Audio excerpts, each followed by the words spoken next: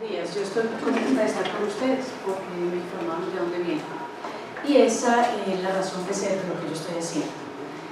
No tendría sentido si esto no llega realmente a ustedes y sobre todo para ustedes fue elaborado en el siguiente término.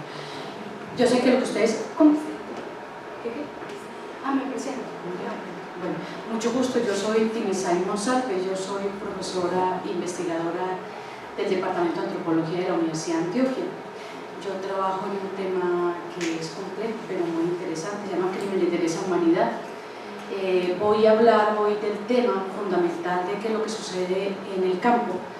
Ustedes dirán, ella cómo puede venir a decir de dónde, qué es lo que está sucediendo en el campo. Yo les voy a mostrar otra cara de lo que ustedes diariamente viven.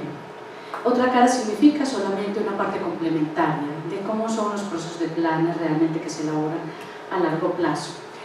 Cualquier cosa que quieran preguntarme e interferir, con todo el gusto. No pierdo el hilo, no pierdo la conducción y estoy atenta para todos ustedes en ese mismo medida. Bueno, comenzamos con esto. Son conceptos sobre violencia en el marco del conflicto armado y aquí en el concepto de marco del conflicto armado yo me pugno con ese concepto porque realmente yo no les voy a hablar del conflicto armado sino de la guerra a baja intensidad. Nosotros cuando vamos más a los términos de qué realmente es lo que se vive en el campo, que se vive en la ciudad de Medellín, ya no hablamos de guerras regulares, enfrentamientos entre grandes grupos que se golpean, grupos de ejércitos grandes que se golpean con ejércitos pequeños, ni con las guerrillas mismas, sino que van sobre las comunidades mismas, sobre ellas donde va el problema fundamental. Y de esto vamos a hablar entonces, es el crimen de lesa humanidad, y ese crimen de lesa humanidad que se desprende de un crimen mayor, que es el crimen de sistema.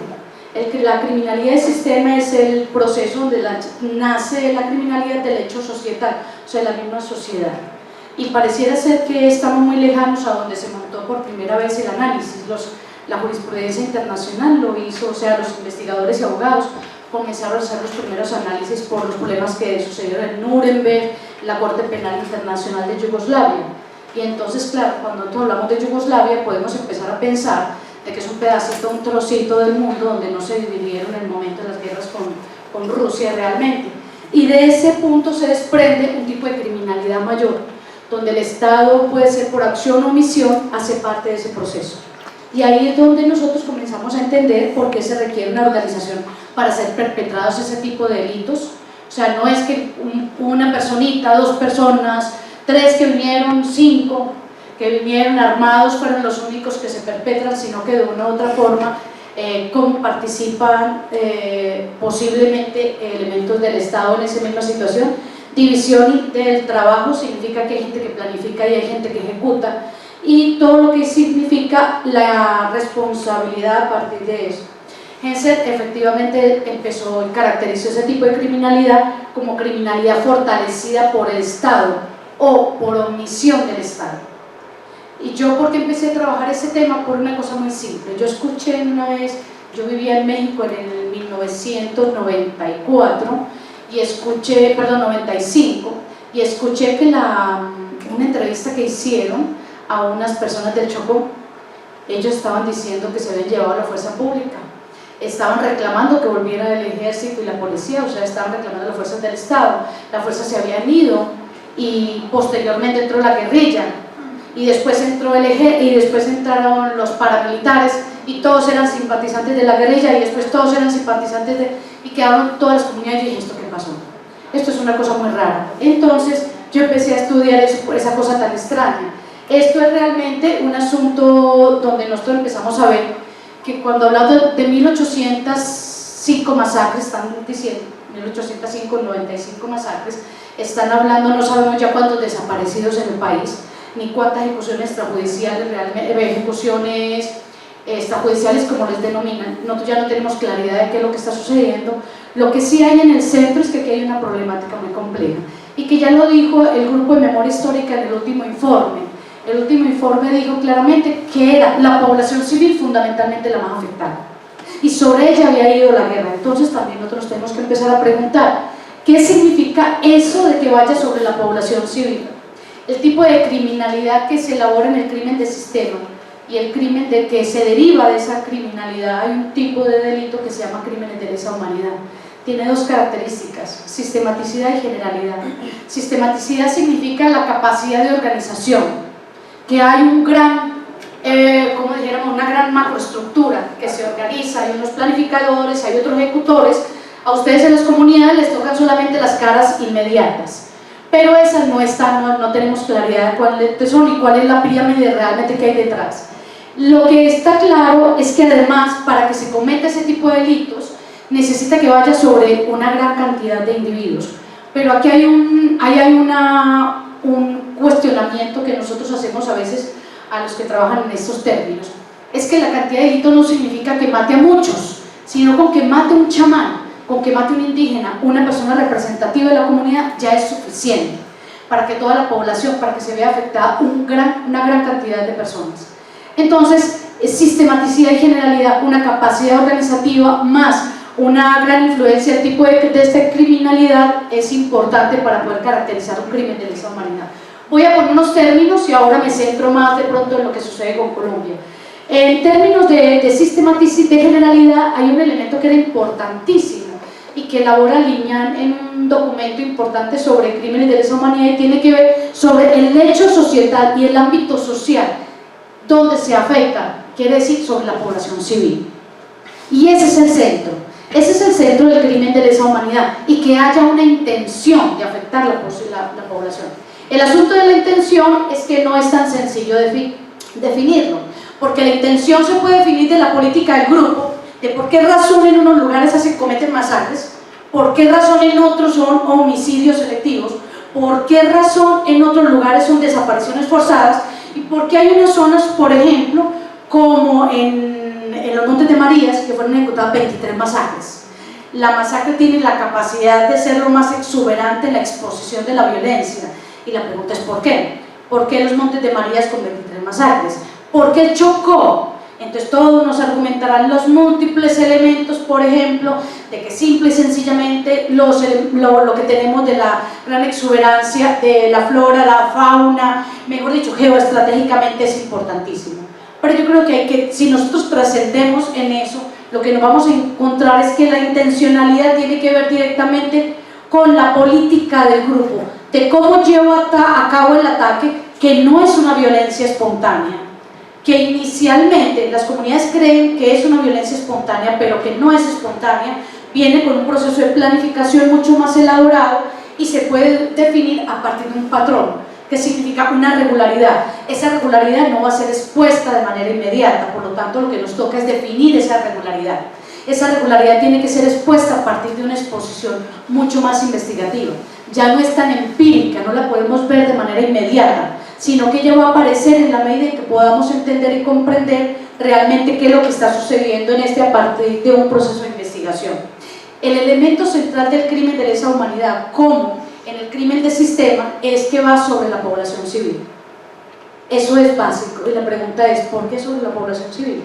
O sea, ¿cuál fue el delito que se comete y que lo comete toda una población? Una cosa muy simple. A partir de los 50, los 60, comenzó a elaborarse las primeras aproximaciones, algo que se iba a denominar más tarde la guerra de baja intensidad, y que inicialmente comenzaron a hacer las revueltas. ¿Qué pasaba con las revueltas? ¿Qué sucedía con Argelia, Vietnam, con Cuba, Corea? Que efectivamente había sido un llamado de atención para los Estados Unidos. Y lo que sucede en este término es que hacia los años 60 comienzan a pensarse, y durante el gobierno de Kennedy, que había que enfrentar realmente una problemática mayor.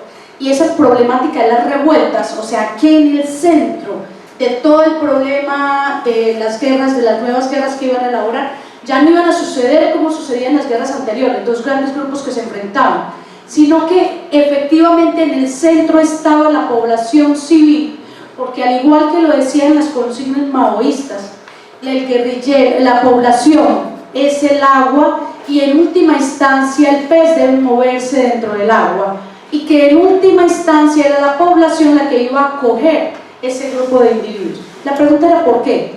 ¿Era porque fueran simpatizantes? ¿Era porque era un elemento inmediato? ¿O porque simple y sencillamente de lo que se estaba tratando es que en el centro de cada población existe la posibilidad de una revuelta por una cosa muy sencilla? Porque las poblaciones van a empezar a pedir y a exigir sus derechos. Y a partir de la necesidad de la vida diaria y la exigencia de sus derechos, pues iba a empezar a suceder algo muy extraño. Y ese algo muy extraño eran las demandas organizativas y los procesos organizativos que venían posteriormente. Durante el gobierno de John F. Kennedy en los Estados Unidos, y bajo el acompañamiento de antropólogos en un programa que llamaba Soro International, con Soro empezaron a hacer los acompañamientos directos a lo que iban a ser las guerras de baja intensidad. Muy en el fondo estaban los antropólogos, sociólogos, acompañando un proceso muy complejo y dándole fortalecimiento de ¿qué? Conociendo la población civil. Esa es la función de los antropólogos, conocer la población civil. Por lo tanto, conocer las comunidades, y allí se va la información. Lo que sucedió era que para 1962 se estaba firmando en un documento muy importante del Departamento de Estado que se afirmaba que los militares asistentes son los responsables de otorgar pertrechos y entrenamiento contrainsurgente en las fuerzas militares y paramilitares en el tercer mundo, y de orientar a dichas fuerzas hacia la construcción nacional y la acción ciudadana. Lo que se implicaba realmente, ya estaban hablando de una propuesta contrainsurgente, y ese era el centro de lo que iba a ser, la propuesta contrainsurgente. ¿Cómo era el proceso insurgente en ese momento? ¿Era distinto a las guerras de grandes guerras, o era un proceso distinto que tenía que efectivamente fundamentarse en el proceso de la guerra contrainsurgente? Como le estaba diciendo, secar el agua del pez era importante, y por lo tanto la doctrina de la GBI, la guerra de baja intensidad, tiene un elemento central, y es un elemento donde la seguridad requiere de operaciones militares encubiertas, afirmaban, operaciones encubiertas, y estos señores comenzaron, o sea que Sean North fueron efectivamente los que comenzaron a dar las bases teóricas de lo que iba a ser la guerra de baja intensidad. La guerra de baja intensidad, guerras de muchedumbres, guerra de fronteras imprecisas, pequeñas guerras, guerras irregulares, tiene varios términos, pero en última instancia es una lucha, tal como lo afirmaba Sarkisian, es una lucha político-militar limitada con fines políticos sociales, y aquí cabemos todos nosotros, económicos y psicológicos, que incluyen las presiones diplomáticas, económicas, psicosociales, terrorismo e insurgencia. O sea, la guerra de muchedumbre, la guerra de baja intensidad iba a ser mucho más compleja, porque iba sobre la población civil. Y ahora, ¿qué tiene que ver en ese sentido y cómo conocer la población? Para poder saber dónde se golpea más fuertemente, dónde más duele, cuáles son los elementos que tenemos que cambiar. Afirmaban efectivamente, uno de los teóricos de la guerra de baja intensidad, Lindsay, decía: cuando dos fuerzas se disputan la lealtad de y control sobre la población civil, pues estamos viendo todos nosotros, la parte que utiliza represalias violentas más agresivas dominará a la mayor parte de la gente, a pesar de que sus simpatías pueden estar en otra dirección. Eso que estaban diciendo, ya estaban afirmando que el terror planificado iba a abrirnos las puertas. El terror planificado significaba desde dónde se iba a gestar, y se gestó desde tres elementos fundamentales. El primero fue la propuesta francesa, donde el enfrentamiento, donde se golpea a los argelinos, y en esa guerra contra Argelia y contra la población civil de Argelia, guerras de liberación como les denominaban en ese momento, allí implementaban las formas de tortura más crueles y más complejas. El segundo fue la experiencia de Filipinas. En Filipinas estuvo la unidad Nenita. La unidad Nenita fue la primera unidad de terror planificado, y esa unidad de terror planificado lo que hace es entender cómo funciona la cultura, cómo es las representaciones culturales sobre el miedo, para poderlos implementar. En esta política estuvo Charles Bohannan y Napoleón Valeriano, los dos mismos militares que vinieron por primera vez en 1959 a Colombia, y que conformaron aquello que iba a ser el Plan Lazo y las nuevas políticas de reagrupación del ejercicio contrainsurgente en Colombia. Y por último están los métodos de tortura de la CIA. En esos términos, en los métodos de tortura de la CIA, se diseñó y se planificó cómo se iba a transformar, cómo iba a hacer que la fuente diera más información. ¿Y quién es la fuente? La fuente es aquella persona que captura. Para eso entonces este señor Owens, inicialmente, Donald Hebb, en 1900, por lados del 50, se contrataron a la Universidad de McGill, la CIA contrató a la Universidad de McGill, documentado está, y comenzaron a empezar a implementar técnicas de cómo hacer una fuente más flexible. Donald Hebb empezó, y cualquier persona, cualquier mujer de nosotros que hubiese tenido, por ejemplo, ¿cómo es que le dice? Un trauma posparto, que nosotros nos demoramos donde tenemos que nos llega esa depresión tan horrible cuando bajan esos niveles hormonales y uno queda como medio triste, como medio sin sentido, y mientras reorganiza nuevamente su cuerpo, lo llevan, imaginen que lo llevan a un hospital de estos, y en uno de esos centros llegan y le meten una cantidad de descargas muy grandes, y si la cantidad de descargas no es suficiente, entonces simplemente nos van a meter ansiolíticos por todos los montones, y nos meten una serie de cantidad de drogas. Con todo eso que nos hace, nos crean el shock, y después del shock, la desorientación, lo primero que viene es la nueva reescripción. Eso es lo que en última instancia estuvo diciendo Naomi Klein, lo que iban a hacer las políticas de la doctrina del shock. El proceso es simplemente, inicialmente una aplicación excesiva de electroshock para ocasionar la pérdida de la memoria, entonces le hace masacres, asesinatos, donde a partir de allí nosotros estamos en shock, creamos una ausencia de memoria. El siguiente proceso es, el paciente debilita sus defensas, no tiene cómo defenderse, le hace poblaciones que no tienen cómo defenderse, y por último, si no es suficiente, meten ansiolíticos, drogas, entonces le hacen en las mismas comunidades donde empiezan a brotar las ofertas de drogas para los jóvenes, y los jóvenes que están comenzando, que no entendemos cómo ni por qué, de dónde vienen, un control de las drogas que no tenemos claridad de por qué es, y centros en general, no solamente universitarios, sino todas las poblaciones, los barrios, las localidades están llenas de drogas y no entendemos cuál fue la situación. Esa es la misma política que nos fueron implementando poco a poco, y por esa razón Naomi Klein llega a esta conclusión. Era el programa MK Ultra. El programa MK Ultra fue lo que llamaron el programa de lavado de cerebros. Ese fue el programa de Donald Hebb y Cameron. Cameron publicó una serie, fue un investigador muy reconocido y publicó en muchos journals internacionales reconocidos y famosos, y lo que estaba publicando era esto precisamente, cómo iba a ser el proyecto MK Ultra, que se plasmó en los manuales de contrainsurgencia que se utilizaron en la Escuela de las Américas en USARSA en 1982, y que efectivamente se programaba y se utilizaba para el proyecto X. Estos fueron básicamente, este es el programa, los programas incluso están en internet, claro, cuando uno los baja después queda una descarga de virus grandísima del programa de uno, pero bueno, ¿qué más hacemos? Estaban públicos y públicos los usamos. Naomi Klein, hay un texto, yo siempre recomiendo ese texto porque es valioso por la información que tiene. Yo corroboré cada una de las fuentes, cada uno de esos textos que ella estuvo poniendo allí, yo los usé porque estaba investigando en el tema, y Naomi afirmaba que las bombas, estallidos de terror, preparan el terreno para quebrar la voluntad de las sociedades, tanto como la música a toda potencia que colocaba Donald Hebb en esos sanatorios. Y las lluvias de golpes someten a los prisioneros en su celda. Es lo mismo que nos sucede a nosotros cuando están ya bombas y petardos, y lo primero que hace es que nos desorientan. Naomi Klein entrevistó, yo busqué esta fuente en términos de la literatura y sí aparece efectivamente, entrevista y pone en el Wall Street Journal del 13 de agosto de 1987, algo así, en 97 aparece, 94 perdón, aparece: para nosotros el miedo y el desorden representan una verdadera promesa. Eso afirmaba un agente de la CIA. ¿Qué quiere decir? Esto es lo que empiezan a elaborar. Un gran engranaje entre producir un trauma, dañar algo que ahora vamos a ver de qué se trata realmente, y después entonces ¿qué nos toca a nosotros? Entrar en pensar la resiliencia, la reparación, la revitalización. Entonces, producir el trauma significa elaborar todos los procesos de ataque contra la misma población civil, porque ¿qué es lo que se quiere dañar realmente?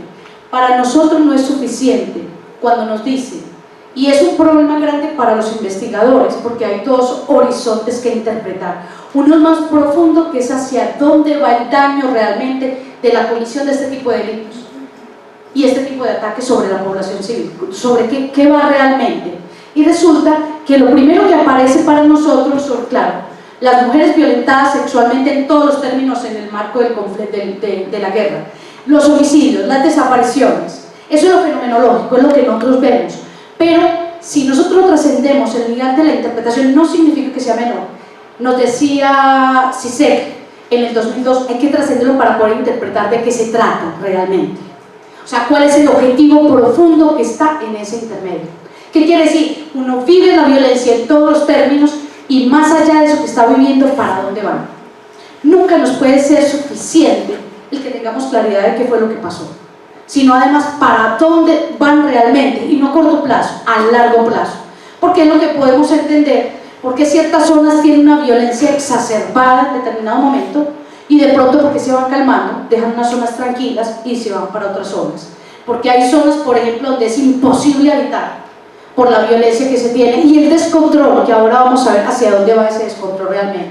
Entonces ISEC nos dice, bueno, vamos a trascender el asunto fenomenológico y tenemos que llegar más profundamente a entender de qué tipo de víctima se trata y de qué tipo de daño. Ya el daño no se dice solamente es individual, la víctima es colectiva, va sobre la cultura, va sobre el rompimiento de los lazos sociales, va a afectar directamente los grupos familiares. Entonces ustedes van a encontrar, claro, ya lo vivieron, de que en sus familias había uno de un lado y otro del otro y todo el mundo enfrentado. No se puede ni siquiera entrar en confianza con el otro. ¿Quién es el otro? El vecino mío, es que era mi vecino, y ya de pronto mi vecino resulta que es el que está pasando toda la información para que algo me pase. Entonces ustedes van a empezar a decir, ¿pero qué fue lo que pasó? ¿Cuál es el sujeto social realmente por el que van? ¿Es de posición de clase? ¿Es un tipo de trabajo? ¿Afinidad religiosa? ¿Afinidad política? Entonces tenemos que empezar a interpretar más allá. Es que no soy solamente yo, y lo único que nos permite a nosotros trascender el asunto de víctima, transformarse en sujeto político, quiere decir el sujeto que entiende por qué le está pasando. Para no decir es que me lo hicieron porque es que sí, yo sí estaba pasando la información acá, es que sí, fue porque tal cosa, es que sí, o sea, para que la culpa aparezca como el lugar efectivo donde nos tienen que controlar. Porque la culpa, sobre todo en sociedades religiosas como la nuestra, es el lugar de conducción regular para que lleguen inmediatamente a nuestro cerebro.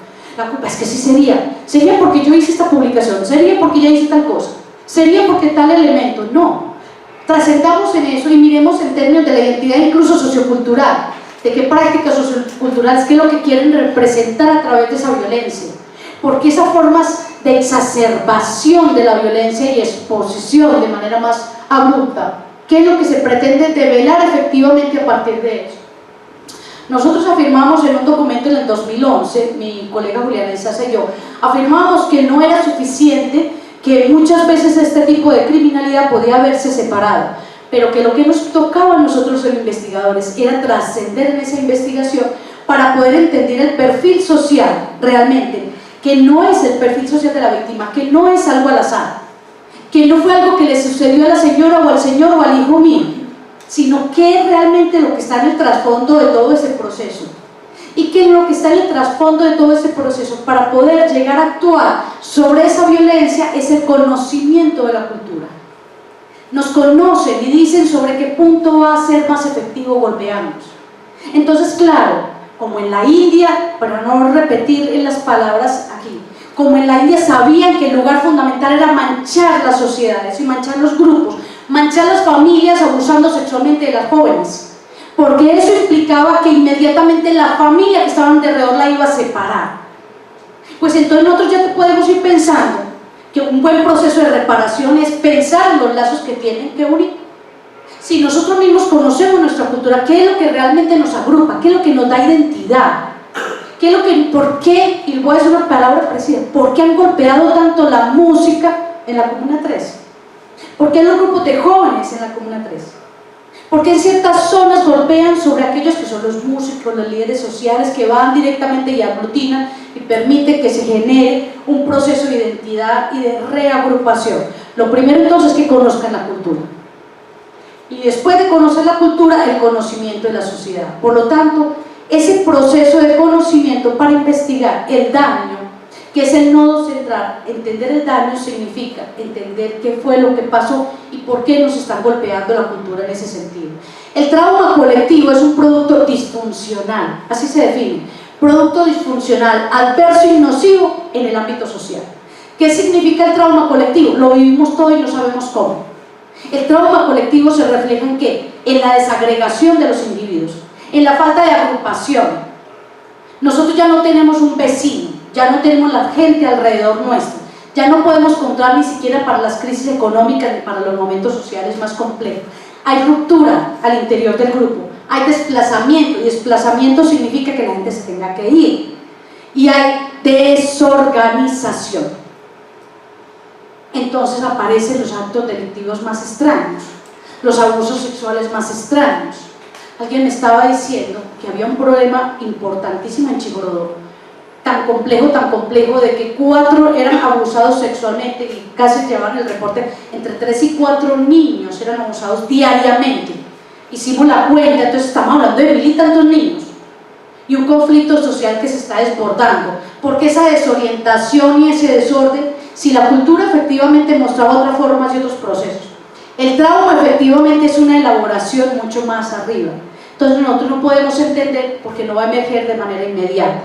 Él va emergiendo a través de los grupos y lo que nos muestra es el impacto a largo plazo, donde proceso posterior vienen las disputas, la falta incluso de lo que va a hablar Ángela mañana, el sentido del habla, cómo efectivamente se comunica lo que significa para cada grupo social, donde cada individuo incluso tiene que a veces guardar lo que pasó con cada uno de ellos. Nosotros las mujeres nos tenemos que guardar la información de cómo fuimos abusadas, cómo fuimos violadas. Los hombres incluso tienen que guardar la información de cómo fueron vulnerados sexualmente, de cómo fueron violados, cómo fueron incluso sacados de sus casas porque ni siquiera trabajan. ¿Qué es lo que realmente hay en el fondo? Cuando nosotros no entendemos eso, entonces lo primero es entender cómo hacemos para que la memoria colectiva sea el lugar fundamental. Esto todo, la afectación individual y colectivo, deja a los grupos sin defensa, eso es el trauma colectivo que se genera, rompe los lazos sociales, los lazos familiares, destruye identidades a nivel micro y a nivel macro. ¿Quién diablo soy yo ya? Socava el sentido de comunidad que teníamos antes de que llegaran todos esos grupos, implica desorientación donde los valores se invirtieron, se alteraron y se perdió el sentido y referencia social que teníamos. Que esas cosas no se hacen, eso que ya no decíamos antes que no se hacen, ya se hacen, y se hacen sin una sanción social, que es lo peor. Entonces, visto todo esto, ¿qué nos toca a nosotros? Entonces la propuesta sí tenemos que pensarlo, ¿cierto? No todos los antropólogos estamos para mostrar la cultura y que efectivamente golpeen las poblaciones. ¿De qué es lo primero? Ya tenemos claridad, la cultura tiene un doble papel. En primer lugar, si saben dónde golpear, nosotros sabemos dónde reparar. ¿Qué quiere decir? ¿Dónde comenzamos los procesos nuevamente de identidad? Y nosotros, hay una cosa que es muy compleja. La guerra, incluso la desaparición forzada por patrones, tal como se ha venido ejecutando entre 18 y 45 años de edad, ese es el patrón de la desaparición forzada, sobre todo en hombres. No significa que no hayan desaparecido las mujeres, sobre todo en hombres. ¿Eso qué quiere decir? 18 y 45 años, estamos nosotros las mujeres involucradas en todo ese proceso. No solamente nos desaparecen los hijos, las parejas, ¿cierto? ¿Y a nosotros qué parte nos toca en este paquete? El abuso sexual, la violencia sexual. ¿Cuál es la otra parte que nos toca? Para podernos entender por qué están golpeando a ese sujeto y no a otro, y a ese grupo de edad y no a otro. Si nosotros entendemos claramente por qué razón, porque nosotros lo tenemos claro, solamente es cuestión de que miremos un poco más como comunidades y si entendamos por qué golpearon y por qué hicieron y elaboraron ese tipo de masacre, ese tipo de desaparición, ese otro, quién era esa persona, y no en es asuntos de sanciones, sino en asuntos de reconocimiento de cuál es el papel en la cultura, en nuestro grupo humano. A partir de allí entonces sabremos dónde podemos nosotros empezar a pensar que nos están desagrupando y por lo tanto agruparnos nuevamente allí. El trauma cultural entonces hay que llevarlo a la memoria. Primero, claro, eso lo tenemos claro durante todo el tiempo. Todo el mundo nos dice, lo que no nos dicen es que la memoria es el lugar de la disputa. Por eso el que la escribe es un lugar muy claro. ¿De dónde está parado el que la escribe? Está describiendo la memoria y los conflictos de la memoria en todos los niveles. En todos los niveles. Públicamente que tiene que tener credibilidad. Claro.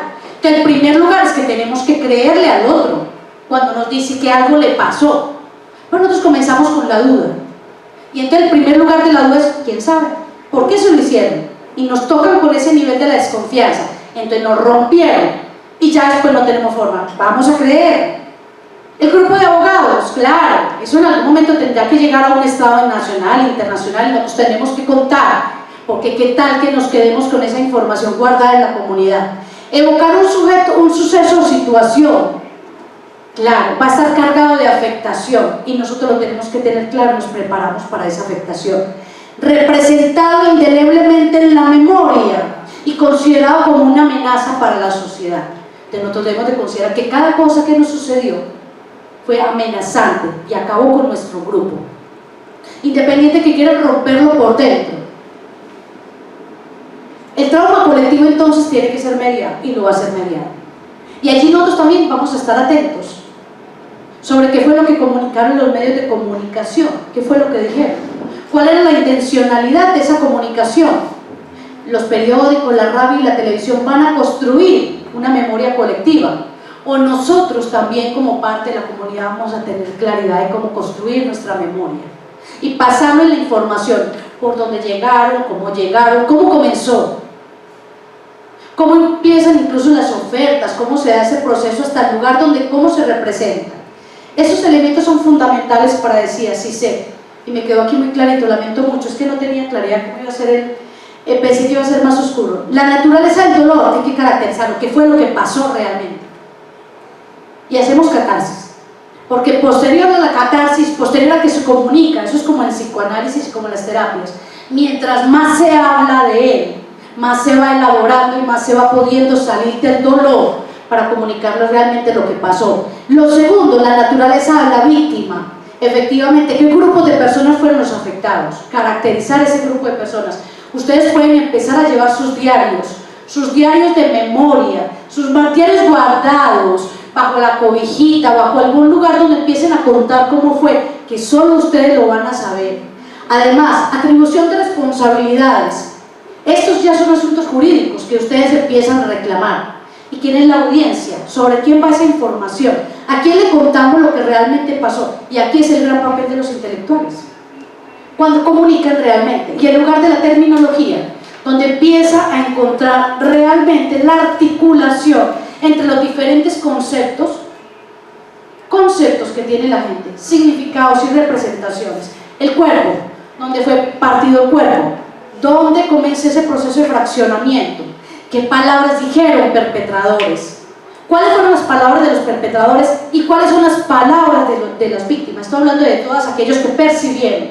El terror tiene tres niveles fundamentales: la víctima directa, la víctima indirecta y el efecto residual. ¿Qué quiere decir el efecto residual? Actúa a largo plazo. Y la víctima indirecta somos todos nosotros. Entonces no significa que porque escuchamos que a alguien lo desmembraron por allá muy lejos, eso nosotros no tenemos nada que ver con eso. No, lo que nos están comunicando es el terror que nos puede pasar a cada uno de nosotros. Por lo tanto, ese gran papel de un elemento tan sencillo que podría ser la terminología, lo que va a revelar realmente es el centro y los nódulos sobre los cuales quieren intervenir para romper la cultura. ¿Cuál es el ejercicio de la representación?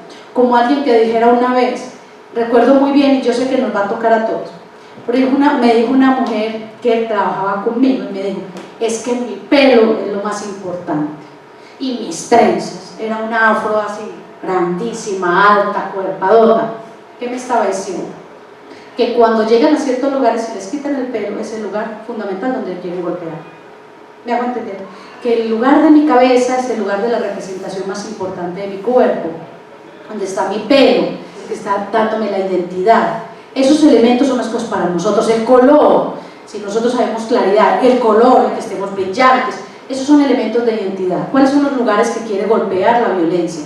¿Cuál es el lugar planificado del terror contra el sujeto? Planificado. Y para eso entonces, los intelectuales deben mediar las esferas, entender la esfera cultural y política de las sociedades. La esfera cultural y política implica entonces qué es lo que se quiere comunicar en el cine, en la música, los profesionales, los intelectuales de los movimientos. Es que no todo lo que viene por debajo es amabilidad, ni todo lo que nos venga inicialmente a decir a nosotros. Desde los años 80 desde los años 70 hicieron programas básicos. Está documentado en un texto de 1998, un autor que se llama López, y lo publicó en un journal de Washington, una comunicación sencilla que hizo, y estaba mostrando unos documentos de cómo lo primero que hicieron en Colombia, finalizando los 70, era llenar los campos de personas de cabello largo, barbas y todo, pero que eran los que iban y elaboraban, metían bombas y terror y todo para que la gente identificara que esos eran. No significa que todos los barbados y todos los peludos, no vayan a pensar, no es eso. A lo que me refiero es que hay que ser muy cuidadosos y entender muy bien, si no, no vayan a apuntar, pero por eso, no va a ser ninguna de las cosas.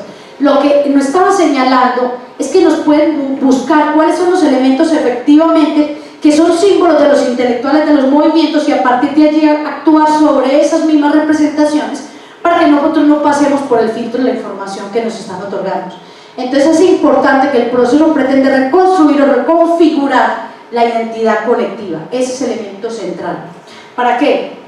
Para hacer varias cosas y todo dependerá de la cultura, es que no hay una receta, no hay una receta. Lo primero es que ad hoc se comete la criminalidad, ad hoc se tiene que pensar en la reparación, ad hoc se tiene que pensar en si es, ¿qué significa ad hoc? Para ese mismo grupo, no para otro. Para ese mismo grupo cometieron la desaparición, para ese mismo grupo cometieron los asesinatos, los homicidios selectivos, para ese mismo grupo hay que planear la reparación. Entonces hay que pensar si vamos a hacer reorganización, revitalización, reivindicación, restauración, ¿de qué se trata? ¿Qué fue lo que se hizo?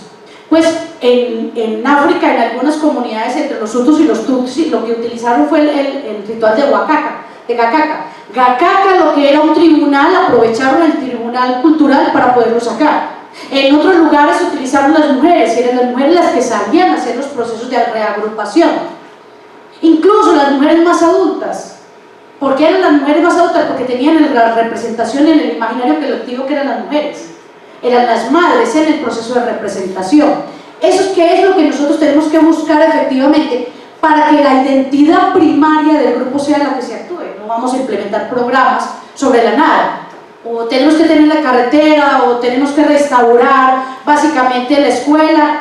No solamente eso, sino lo que realmente fue el lugar que se pretendió romper en la identidad de ese grupo. Por lo tanto, lo que nos toca entonces es dar sentido a partir de la verdad. Y es que la verdad tiene el elemento fundamental de que la gente comprende por qué pasó. Y cuando la gente comprende por qué pasó, entonces trasciende el trauma individual y empieza a sentirse nuevamente como grupo. Por eso la verdad es tan poderosa y por eso la verdad es tan ocultada. Y la verdad en todos los niveles, ese es el problema fundamental que nos toca. Y ahí es donde el llamado que se le hace a los intelectuales realmente. Y los intelectuales estamos diciendo, la gente de las universidades, los que van en los medios de comunicación, que cuenten realmente los niveles de verdad. Que si era un corredor para sacar armas, que si era un corredor para tal cosa, que si era un corredor para las drogas, y entonces en el sistema financiero, ¿quiénes son los que se nutren realmente del manejo de las drogas? Todo eso es lo que nos toca a nosotros entender. La relación es comprender efectivamente la historia y la cultura. O sea, ¿qué relaciones hay en ese proceso? ¿Cómo es que históricamente ese grupo ha sido afectado? Para poder entender hacia dónde es que se pretende y qué es lo que se pretende controlar. Las relaciones entre sociología y antropología, para entender el asunto fundamental de la sociedad completa. El papel fundamental de la verdad. La verdad no es un aderezo que nos ponen los documentos. La verdad le da sentido a lo que sucedió. La verdad tiene la capacidad potente de sacarnos del lugar de víctima y transformarnos en sujetos políticos. O sea, sujetos que entienden qué fue lo que pasó realmente en ese lugar. En términos generales, les muestro un modelo. Cecilia, este modelo fue el que implementaron inicialmente para entender cuál era el origen de la comisión, cómo era el grupo antes, cómo eran los grupos antes de que se ejecutaran los acontecimientos violentos y qué queda después. E incluso hay varios tribunales que en la Corte Interamericana de Derechos Humanos se recibieron incluso etnografías para decir cómo era el grupo humano antes de la comisión del delito. Y la etnografía tenía la capacidad potente de decir qué fue lo que rompieron posteriormente. Porque una nueva etnografía diría cómo desagregó el grupo. Ahí es donde está el daño fundamentalmente. Y ese es el lugar que nosotros vamos a mirar. El choque, la pérdida. ¿Qué fue lo que perdimos? La capacidad de juntarnos, la capacidad de hacer grupos. Y por último, efectivamente, elaborar un modelo de lo que va a hacerse de la reparación, la revitalización, que efectivamente será lo que va a entrar. Será la psicoterapia individual. Incluso en los navajos había una terapia muy interesante. A los navajos se los llevaban para las guerras, para la guerra de Vietnam y para otras guerras. Y entonces los navajos, cuando entraban nuevamente, entraban con el trauma posguerra. Y lo primero que hacían era un ritual para reincorporar. ¿Por qué ritual para reincorporar? Porque o si no ese sujeto iba a quedar desagregado.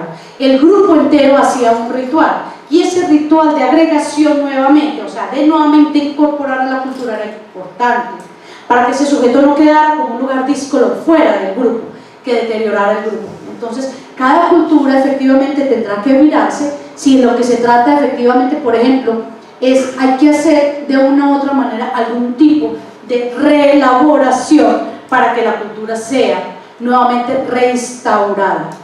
Entonces yo quiero finalizar diciendo, el lugar que quieren dañar a través de cada uno de los individuos es importantísimo que lo tengamos claro. El primer lugar que tiene que desagregar la guerra de baja intensidad de la cultura va sobre la población civil, y la población civil no se agrega como cucarachas.